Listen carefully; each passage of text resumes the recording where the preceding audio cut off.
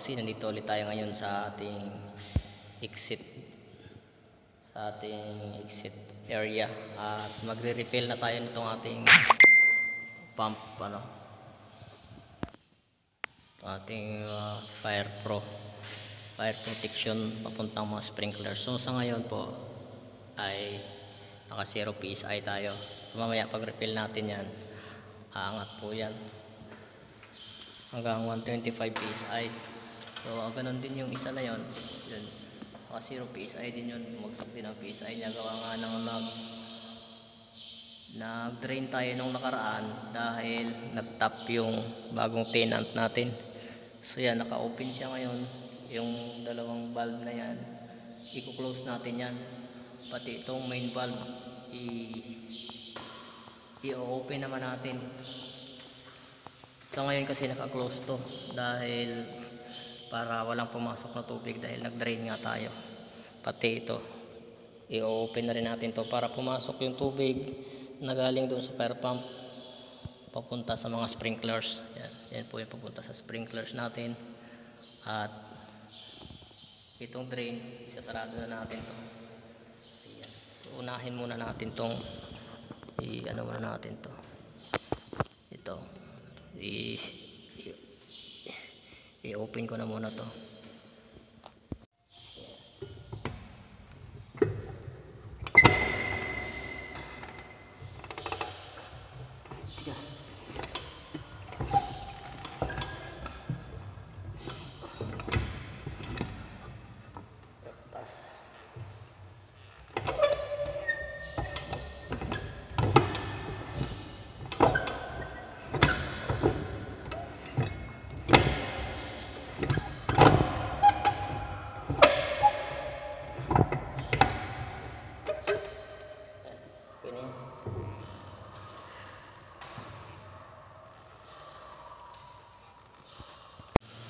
Close muna natin tong ating drain valve. Ito.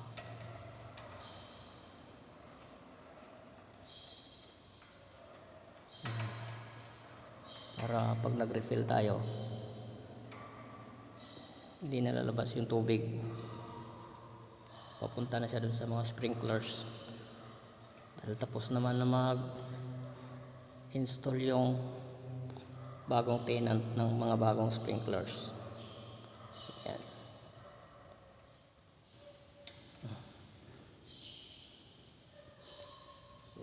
So ito na lang mga ka-OC. Ito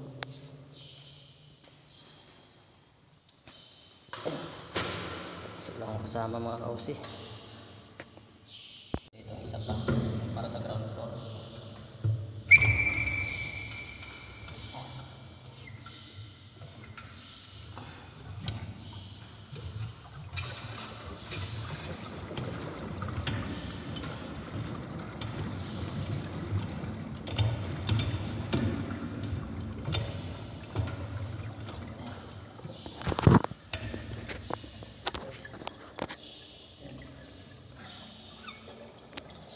And mga ka-OC, nandito na tayo sa ating pump room at kailangan na nating mag-refill.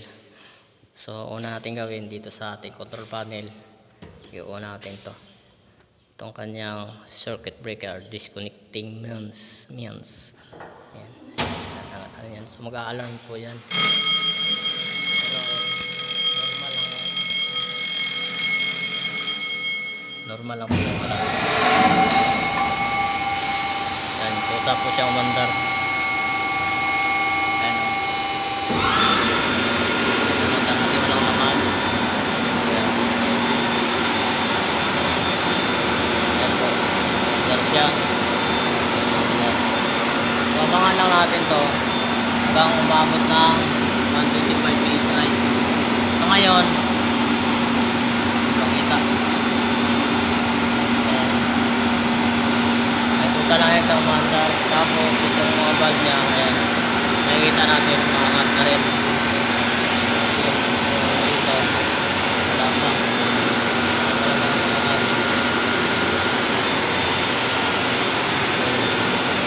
so ayan, nabuhay na. Ito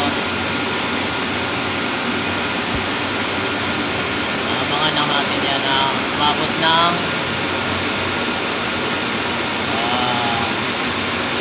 125 PSI.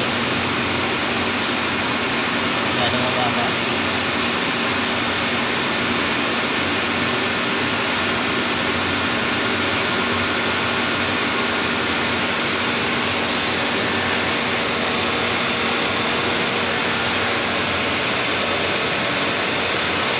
Tagal pala kasi dami laman.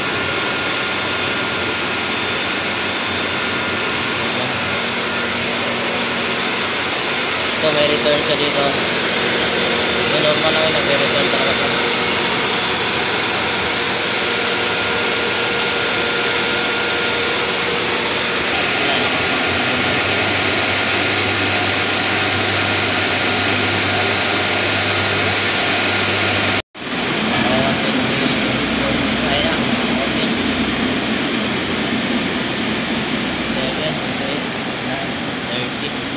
Okay na. Ayan mga kausi, nasa 133 PSI na yung ating fire pump ating FDAS. Dito makikita mo sa kanyang screen.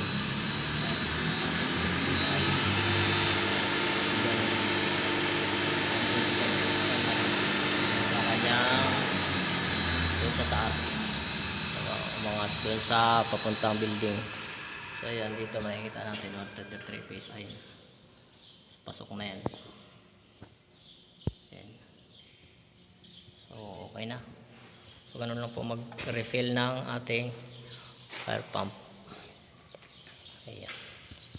Punta tayo doon. Tapos sa ating check natin yung ating gauge doon sa mga exit stairs. Dito na nga tayo sa ating exit door. So tumaas na ang ating PSI. Ito may tumupi kasi ito dito sa loob, kaya hindi makaangat yung tulak. Pero doon makikita naman natin taas sa isa. Ayun, 125 PSI na yun. Medyo against lang, silaw. So ayos na, okay na. Ayan. Tayo ngayon sa loob ng tenant na bagong gawa. Ayan, hindi pa daw tapos. Check natin kung may baka may leaks yung mga sprinklers nila na bagong gawa, bagong install. So ano naman, wala tayong nakitang leaks. Ay, okay naman, may laman na yan mga kausi. Ayan, so yun yung mga sprinklers nila. Check natin.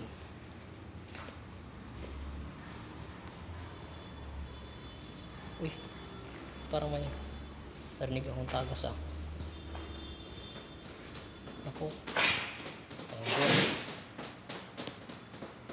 Mayroon doon sa taas. Ayan, patay. Mag-leaks nga. Kailangan natin mag-drain ito.